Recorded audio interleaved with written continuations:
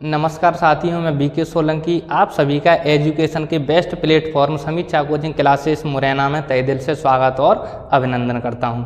तो हमने प्रश्नावली 1.1 को कंप्लीट कर लिया है क्लास 10th और इसमें हम अब 1.2 स्टार्ट करने जा रहे हैं। तो 1.2 को देखते हैं। 1.2 में सबसे पहले हम एग्जाम्पल की चर्चा करेंगे। तो एग्जाम्पल में एक प्रमेय है और यहाँ हमें सिद्ध करना है √2 एक अपरिमेय संख्या है। इसमें हमें सिद्ध करने वाले सवाल करने हैं। तो इसमें आपको दो तरीके के सवाल मिलते हैं। पहला तरीका ये होता है कि √2, √3 और √5 और √7 ये इसके जैसी संख्या है, हमें ये सिद्ध करके बतानी है कि ये अपरिमेय क्यों है। और इसके बाद ऐसे भी सवाल मिल जाएंगे आपको। तो इनका मेथड अलग होता है, इनका मेथड अलग होता है और इनका मेथड अलग होता है। तो दोनों ही तरीके के सवाल हमें ध्यान से समझना है। यहाँ प्रमेय को सबसे पहले हम समझेंगे और इसमें ये पूछ रहा है कि √2 एक अपरिमेय संख्या है। √2 को हमें पता तो है अपरिमेय संख्या है, लेकिन हमें ये सिद्ध करके बताना है। तो जब हम इसको सिद्ध करेंगे तो हम इसे परिमेय मान के चलेंगे। हम इसे मान लेंगे कि माना √2 एक परिमेय संख्या है और यदि उसमें परिमेय जैसी शर्तें फॉलो नहीं होती हैं तो फिर वो ऑटोमेटिकली अपरिमेय संख्या हो जाएगी। तो हम इसको किस तरीके से करेंगे वो मैं आपको सारी तरीके बता रहा हूँ। तो सबसे पहले हमें जो पेज रहेगा उसमें लिखना है सॉल्यूशन में, सबसे पहले लिखना है हमें सिद्ध करना है। सबसे पहले लिखना है हमें सिद्ध करना है। क्या सिद्ध करना है? √2 एक अपरिमेय संख्या है। ये हमें सिद्ध करना है कि √2 एक अपरिमेय संख्या है। तो हम इसे परिमेय मान के सॉल्व करेंगे। यदि परिमेय नहीं निकलती है तो अपरिमेय तो होना ही होना है। माना √2 एक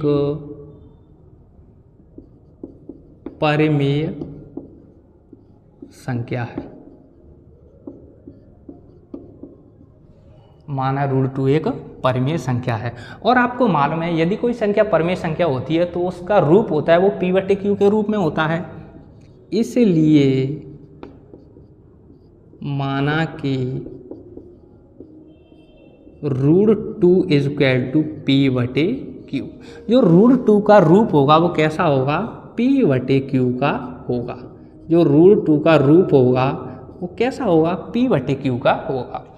यहाँ पर ये p और q क्या हैं? तो यहाँ p और q सहअभाज्य हैं। यहाँ पर जो p और q क्या हैं? सहअभाज्य हैं। लेकिन q कभी भी 0 नहीं होगा। अब सहअभाज्य मैंने आपको सिखाया था कि सहअभाज्य वे प्राकृतिक संख्याएं होती हैं जिनमें किसी एक संख्या से भाग ना जाए। दोनों में 3 और 2 ऐसी संख्याएं जिन दोनों में किसी एक संख्या से भाग नहीं जा सकता। 12 और 13 दोनों ऐसी संख्याएं हैं जिनमें दोनों में किसी एक संख्या से भाग नहीं जा सकता। तो ये पूर्णांक भी तो हैं, जो सहभाज्य हैं वे एक पूर्णांक भी तो हैं। तो हम पूर्णांक भी लिख सकते हैं कि p और q क्या है? एक पूर्णांक हैं। लेकिन बटे में कभी भी 0 नहीं होगा। यदि बटे में 0 होता है तो वो कभी भी परिमेय संख्या नहीं होगी। इसके बाद हम इसका क्रॉस मल्टीप्लाई करेंगे तो p = √2q। अब इसके बाद हम इसका दोनों पक्षों का कर देंगे वर्ग। दोनों पक्षों का वर्ग करने पर, दोनों पक्षों का वर्ग करते हैं तो p का वर्ग हो जाएगा p² और √2q का वर्ग अलग से करेंगे p² = तो √2 का जब वर्ग करते हैं तो 2 आएगा और q का हो जाएगा q²। यहाँ पर ये लिख सकते हैं हम कि ये दोनों पूर्णांक हैं। आप याद रखने के लिए लिख लेना p और q P और Q, यहाँ पर Q रह गया पी और क्यू पूर्णांक हैं, क्योंकि सहभाज्य भी तो एक पूर्णांक होते हैं, तो पी और क्यू क्या है, एक पूर्णांक हैं। अब आपको मैंने एक दिन जो अपनी प्रीवियस क्लास हुई थी उसमें मैंने आपको सिखाया था कि जब परमेय संख्या हम लेते हैं तो उन परमेय संख्याओं में फाइनली रूप से किसी एक संख्या से भाग नहीं जा सकता। ऊपर और नीचे दोनों संख्याएं सहभाज्य संख्याएं होती हैं। जैसे 13 और 12 ले ली मैंने, इन दोनों में किसी एक संख्या से भाग नहीं जाएगा। यहाँ देखो, यहाँ 2 है तो 2 इसके बटे में आएगा। जब 2 इसके बटे में आएगा तो ये पूरी की पूरी विभाजित होगी। जो पी स्क्वायर है ये 2 से पूरा का पूरा विभाजित होगा। यदि विभाजित नहीं होता है तो पूर्णांक होगा ही नहीं, यदि विभाजित नहीं होता है तो परमेय संख्या होगी ही नहीं। तो इसलिए अगर ये पूर्णांक हैं तो ये 2 से पी स्क्वायर पूरी पूरी विभाजित है, इसका अर्थ हमें ये पता चलता है।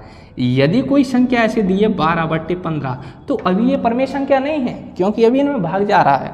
3 से भाग देंगे, 3 5 15, 3 चौके 12, अब ये परमेय संख्या बन गई है। तो यहाँ ये 2 मल्टीप्लाई में, तो इधर ये डिवाइड भी तो हो सकता है इसका, तो यहाँ पर लिखेंगे कि 2 पी स्क्वायर को क्या करता है, विभाजित करता है। तो हम इसको लिख लेते हैं, चूंकि हाँ ये चूंकि का निशान है, 2 बिंदी ऊपर और 1 बिंदी नीचे। चूंकि 2 पी स्क्वायर को विभाजित करता है, इसलिए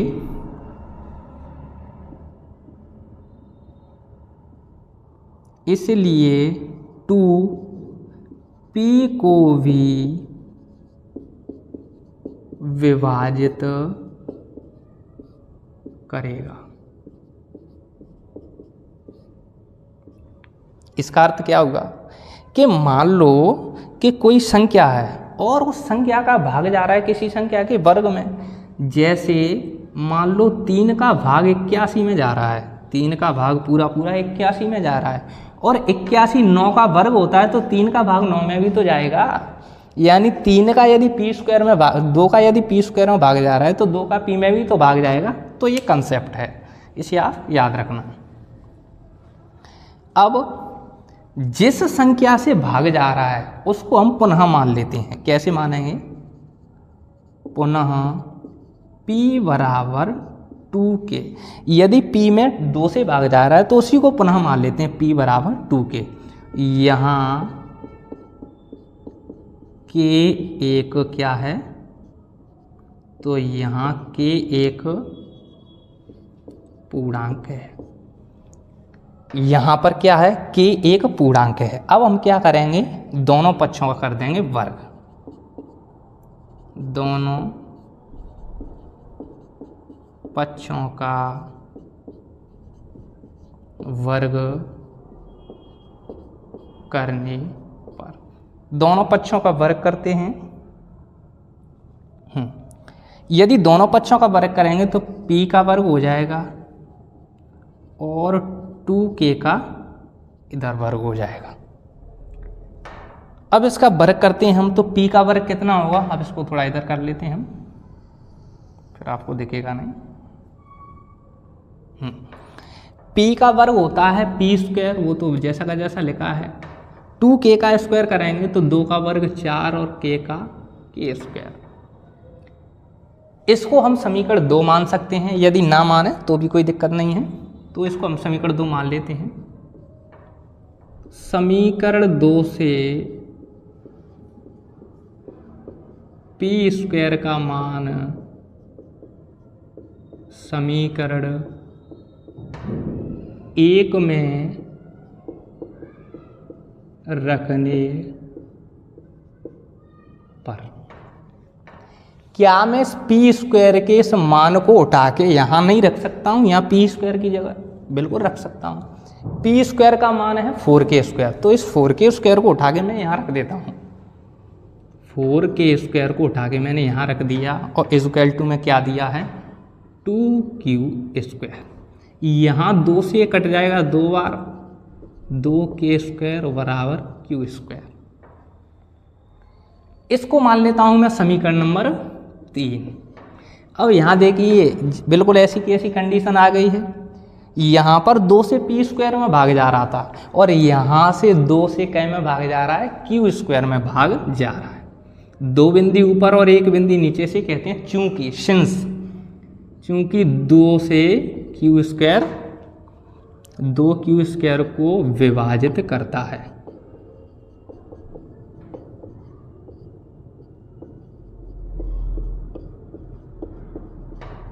इसलिए 2q को भी विभाजित करेगा।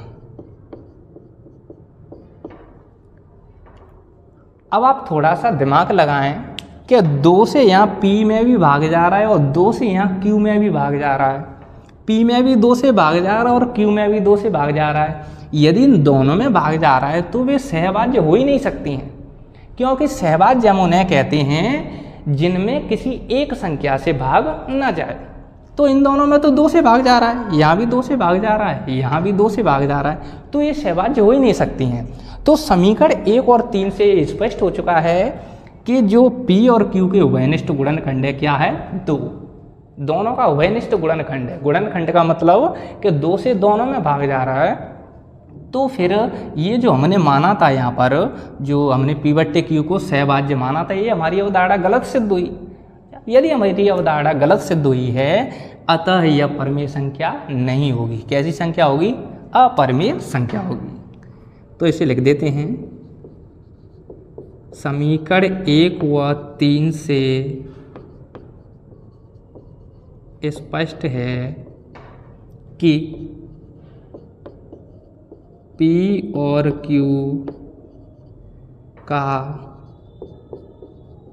उभयनिष्ठ गुणनखंड p और q का उभयनिष्ठ गुणनखंड 2 है, जो कि हमारी अवधारणा का विरोधाभास प्रकट करता है। इसलिए यानी इसको लिखेंगे, अतः √2 एक परिमेय संख्या नहीं है, परिमेय संख्या नहीं है। अतः √2 क्या ही संख्या है? अपरिमेय संख्या है। अतः √2 एक अपरिमेय संख्या है, क्योंकि p में भी 2 से भाग जा रहा है और q में भी 2 से भाग जा रहा है। जब p और q में 2 से भाग जा रहा है तो हमने जो अवधारणा मानी थी, अवधारणा का मतलब जो हमारे विचार थे, हमने जिस विचार से इसको पूर्णांक माना था, वो क्या हुआ? उसका विरोध हो गया। विरोध हो गया तो हम कह सकते हैं कि ये जो √2 है वो एक परिमेय संख्या नहीं है। वो कैसी संख्या है? वो एक अपरिमेय संख्या है। उभयनिष्ठ का मतलब होता है दोनों में कॉमन, कॉमन मतलब दोनों में 2 से भाग जा रहा है। गुणनखंड तो मैंने आपको सिखाए थे, तो इसको आप अच्छे से नोट कर लेना। मैं साइड को हो जाता हूँ और साथ ही साथ आपको नोट्स भी बनाने चलने हैं। साथ ही साथ आशा है कि आपको ये अच्छे से समझ में आया होगा। तो आइए इसके बाद हम एग्जाम्पल नंबर 5 सॉल्व कर लेते हैं। और example number 5 same to same उस प्रमेय के जैसा ही है। उदाहरण नंबर जो 5 है क्या दे रहा है? √3 एक अपरिमेय संख्या है। तो इसी को भी हमको वैसे के वैसे ही सिद्ध करना है।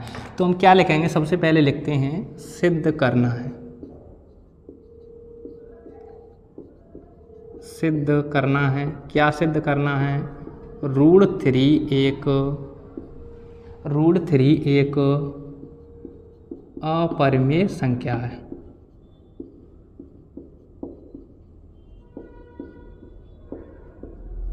√3 एक अपरिमेय संख्या है। यदि ये अपरिमेय संख्या है, ये सिद्ध करवा रहा है, तो हम इसे परिमेय मान के चलते हैं। माना √3 एक परिमेय संख्या है। और यदि √3 एक परिमेय संख्या है तो आप सभी जानते हैं कि √3 को P/Q के रूप में लिखेंगे। इसलिए माना कि √3 बराबर P/Q। √3 को हमने क्या मान लिया है? P/Q के रूप में हम इसे लिख सकते हैं। यहाँ P और Q क्या है? यहाँ P और Q सह अभाज्य हैं।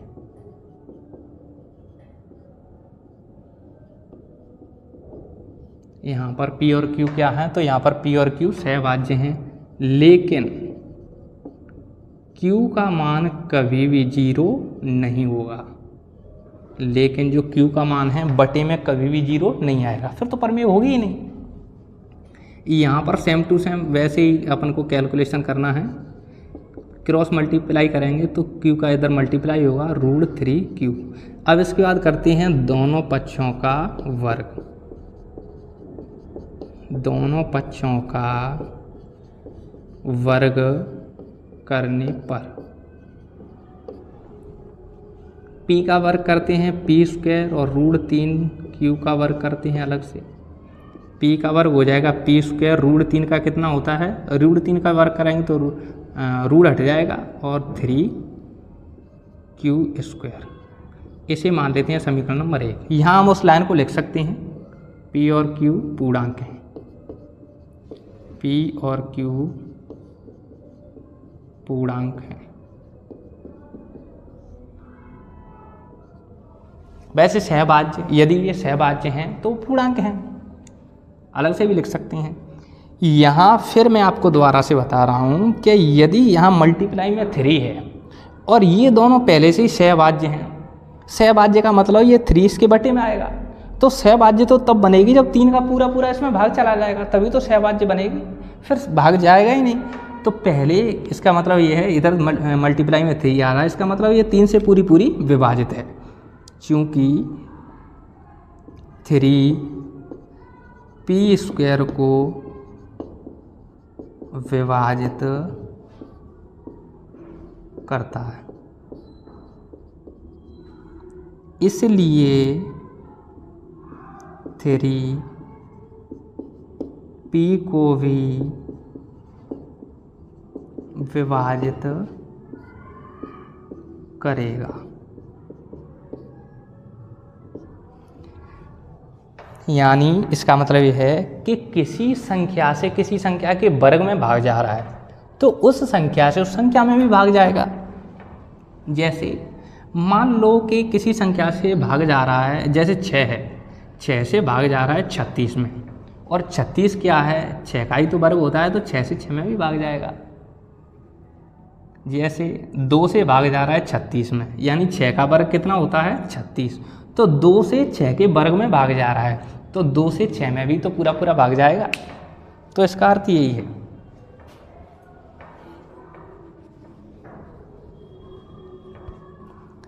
अब ये लाइन लिख दी, 3P² को विभाजित करता है तो 3P को भी तो विभाजित करेगा। फिर जिससे भाग जा रहा है उसके बराबर ही मान लेते हैं। जैसे 3 का P में भाग जा रहा है तो पुनः माना कि P बराबर हम क्या मान लेंगे? 3 के। 3 से भाग जा रहा है तो जिसमें भाग जा रहा है उसके ही बराबर मान लेते हैं। यहाँ के एक पूर्णांक है, क्योंकि पूर्णांक धनात्मक, ऋणात्मक और शून्य सब होते हैं। अब फिर इसको सेम टू सेम स्टेप करना है। दोनों पक्षों का वर्ग करने पर, दोनों पक्षों का वर्ग करने पर, दोनों पक्षों का वर्ग करते हैं तो P का वर्ग P² और 3K का यहाँ अलग से वर्ग कर देते हैं। इसको इधर सॉल्व कर लेते हैं।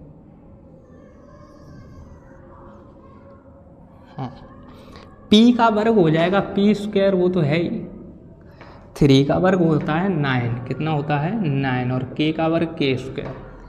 यहाँ पर पी स्क्वायर का मान आ गया है, तो इसे मैं समीकरण 2 मान सकता हूँ। समीकरण 2 में से पी स्क्वायर के मान को उठा के मैं यहाँ रख दूँ। समीकरण 2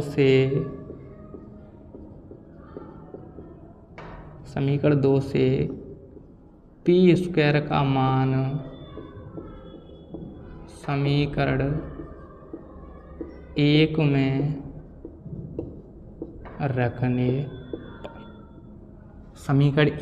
रखने पर समीकरण 1 क्या दिया है, पी स्क्वायर बराबर 3q स्क्वायर, यानी पी स्क्वायर की जगह तो मैं 9k स्क्वायर रखूँगा, और ये क्या दिया है 3q स्क्वायर।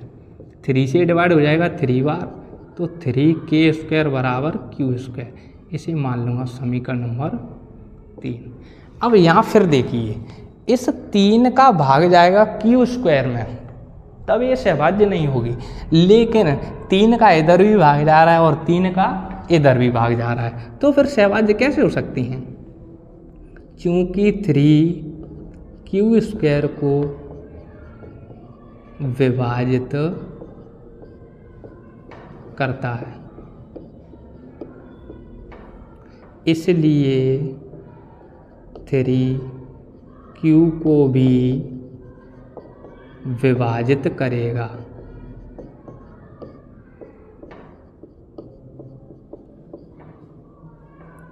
अब समीकरण 1 और 3 से स्पष्ट हो गया है कि p और q का उभयनिष्ठ गुणनखंड 3 है, और हमने इनको सहभाज्य मान लिया है, जो कि हमारी अवधारणा गलत है। समीकरण 1 और 3 से स्पष्ट है कि P और Q का उभयनिष्ठ गुणनखंड, P और Q का उभयनिष्ठ गुणनखंड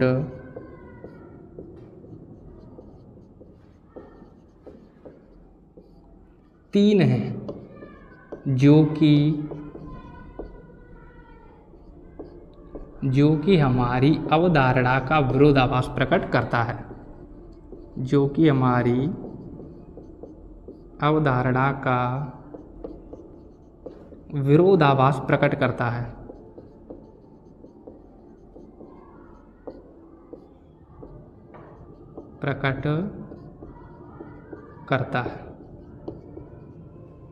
अतः ऋण 3 एक परिमेय संख्या नहीं है। अतः ऋण 3 एक परिमेय संख्या नहीं है।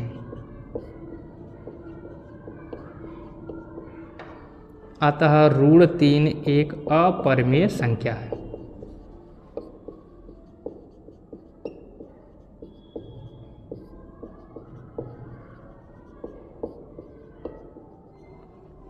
सेम टू सेम वैसे ही करना था जैसे अपना वो प्रमेय थी ऋण 2 वाली।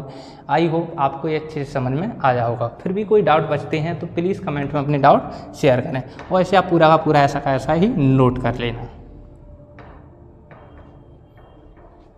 यदि आपके कोई डाउट रह जाते हैं तो प्लीज़ डाउट कमेंट में शेयर करें, और यदि सेशन पसंद आता है, क्लास आपको समझ में आती है तो लाइक करें, कमेंट करें और सब्सक्राइब करें। तो आज के लिए इतना काफ़ी है। Thanks for today. आज के लिए धन्यवाद। तो मिलते हैं नेक्स्ट क्लास में।